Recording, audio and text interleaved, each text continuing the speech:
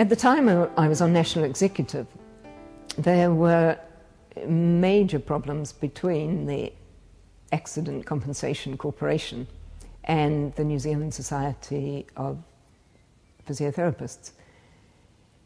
And this work was greatly impacting on the practice in the future of the private physiotherapist in New Zealand. The then president of the society was within the public system and did her very best to, it was Rosalind Ham, did her very best to represent the profession across the board. But without a private background, it was not as easy for her to represent the private practitioner's case.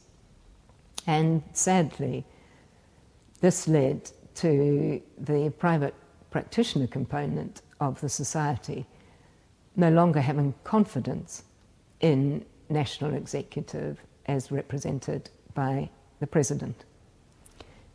This was a very difficult and heart-rendering period for all those on National Executive, and I was Vice President at the time, although had already decided to return to the Brompton Hospital later that year.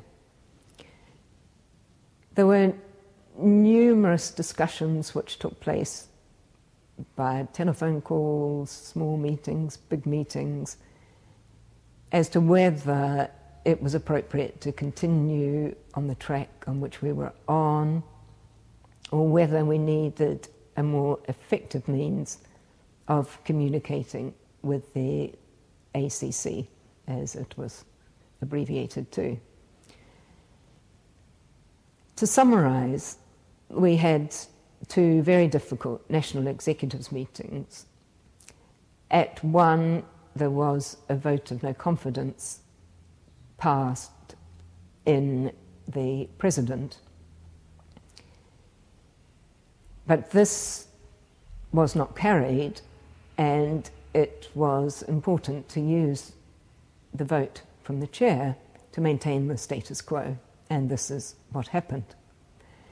But at a further meeting of the National Executive, this motion was passed, that is, a vote of no confidence in the President, and the President resigned. Understandably, the membership was extremely concerned. The private practitioners refrained from splitting as this action had taken place, but we were travelling on very rough seas. It was decided to hold an extraordinary general meeting to inform the membership, the private component, the public component, and the educationalists, to allow everyone to air their views, to better inform each individual member. And this meeting was chaired by June Gardner, a physiotherapist, but also chairman of the Canterbury Hospital Board at that period, and someone who could look objectively at the situation and effectively chair a very difficult meeting. This meeting took place, and a vote of confidence in National Executive was passed. From there, we were able to move forward, and looking back, I feel we made the right decision. But it was an extremely difficult period because one couldn't remove the personal aspect. Although we were talking about actions rather than about individual people, it, at the end of the day, involved individual people, which made it a very personal situation. But I think looking at the future, the long term, where the society has come to from then, I think it was the right, albeit difficult, move at the time.